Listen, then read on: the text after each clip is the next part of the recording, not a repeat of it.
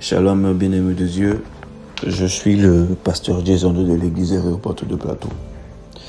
Nous allons partager notre pain quotidien du jour qui a pour thème « Ne sous-estimez pas l'adversaire » et qui a pour texte de base Josué 7, verset 3. Je lis la parole au nom du Seigneur Jésus. Ils revinrent auprès de Josué et lui dirent « Il est inutile de faire marcher tout le peuple. 2 ou 3 000 hommes suffiront pour battre Haï. Ne donne pas cette fatigue à tout le peuple, car ils sont en petit nombre. » Amen. Alors, pour contextualiser un peu le texte sans toutefois rentrer dans les détails, le peuple d'Israël s'apprête à entrer en guerre. Et aujourd'hui, on voit des éclaireurs pour voir un peu comment est-ce que cette ville-là est, comment est-ce que les défenses de cette ville-là sont, comment est-ce que les habitants sont. Et au retour des éclaireurs, ils disent à Josué, ce n'est pas la peine de déplacer un grand nombre. Ce n'est pas la peine de prendre tous nos soldats parce que pour eux, la ville-là n'est pas suffisamment puissante et grande pour pouvoir résister à leur armée. Donc, ils prendront simplement un petit nombre de soldats pour aller vers cette ville. Amen. Comme le dit notre thème qui est aujourd'hui, ne sous-estimez pas l'adversaire. Il est important de comprendre que l'ennemi que nous combattons est un ennemi rusé, est un ennemi qui ne sommeille ni ne dort, est un ennemi qui ne ressent pas de fatigue. C'est pourquoi même quand nous arrivons à un moment où nous avons l'impression que nous sommes trop forts, trop puissants spirituellement, il ne faut pas sous-estimer l'adversaire que nous combattons parce que comme le dit généralement Dr. Frank, le diable que nous combattons n'est pas un jeune diable. C'est un ancien diable. Il y a longtemps qu'il existe. Alors il connaît toutes les failles, tous les petits points négatifs de nos vies sur lesquels il peut s'appuyer pour nous faire tomber. C'est pourquoi en tant que les soldats de Dieu, en tant que les guerriers de Dieu, nous qui avons reçu, comme on a envie de dire, la puissance de l'Esprit par le nom puissant du Seigneur Jésus-Christ, nous ne devons pas sous-estimer l'adversaire. Nous ne devons pas nous relâcher, mais nous devons sans cesse prier, car comme la Bible dit, prier sans cesse afin de ne point tomber en tentation,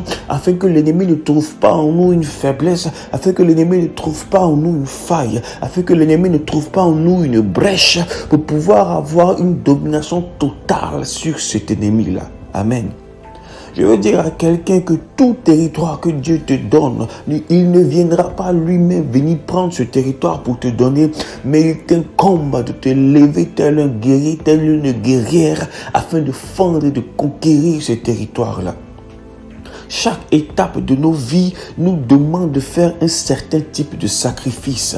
Moïse s'est sacrifié pour le peuple d'Israël comme un professeur, en leur enseignant la parole, en leur donnant les instructions de Dieu, en les conduisant dans le désert jusqu'à Canaan.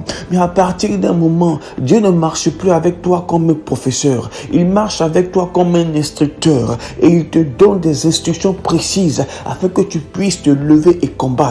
Lorsqu'il est arrivé au moment où des batailles extraordinaires pour pouvoir conquérir des territoires étaient arrivées, il n'y avait plus de professeur. L'Éternel a suscité un guerrier qui s'appelle Josué, afin que ce guerrier puisse conquérir des territoires. Et il lui a dit une chose, je serai avec toi. Je vais dire à quelqu'un, le temps où l'Éternel marchait avec toi comme un professeur est passé. Aujourd'hui, l'Éternel t'appelle comme un guerrier, comme une guerrière, comme un Josué, afin que tu aies l'épée en main et que tu puisses conquérir le territoire qu'il t'a donné. Amen. C'est pourquoi aujourd'hui, frères, sœurs, arrête de dormir lorsque l'Esprit vient te réveiller la nuit pour que tu puisses te lever pour prier. Ne favorise pas ton sommeil, ne favorise pas ta fatigue, ne favorise pas toute autre activité, mais priorise la prière car la Bible te dit prie sans cesse afin que tu sois rempli de puissance, rempli d'onction, que tu ne crées pas une faille dans ta vie par laquelle l'ennemi va t'atteindre, mais que tu lèves l'épée puissante que l'Éternel t'a donnée afin de fendre l'ennemi en deux, afin de fendre dans le nom de Jésus-Christ tout ce que l'ennemi place contre ton chemin pour atteindre ton Canaan. Amen. Le Canaan ne se conquiert pas dans la paresse. Les grands territoires, on ne les conquiert pas. On ne prend pas nos grands territoires dans la paresse. C'est en se levant, en combattant que nous prenons, nous conquérons les territoires que l'Éternel a réservés pour nous. Je veux dire aujourd'hui à quelqu'un qui est peut-être rempli de paresse, qui n'arrive plus à prier.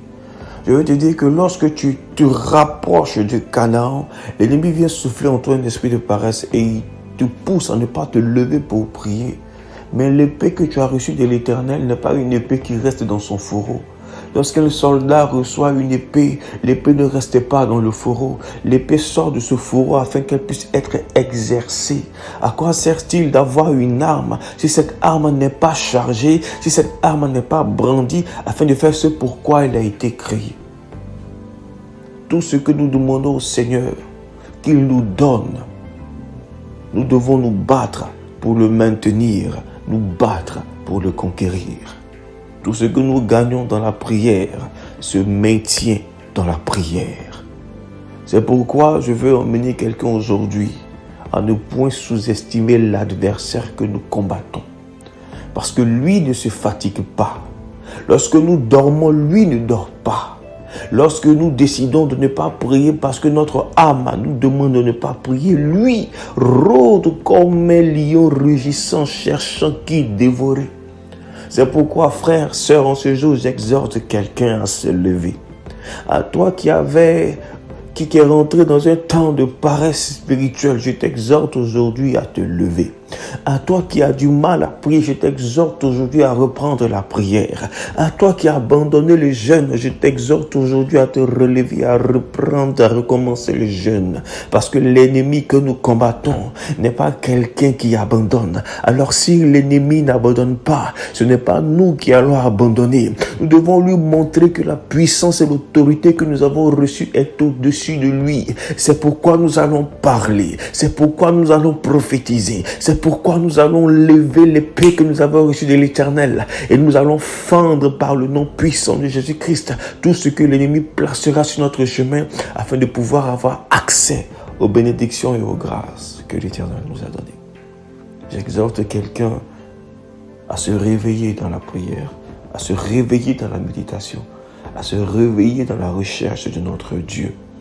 Car chaque combat demande un niveau de dimension supérieure.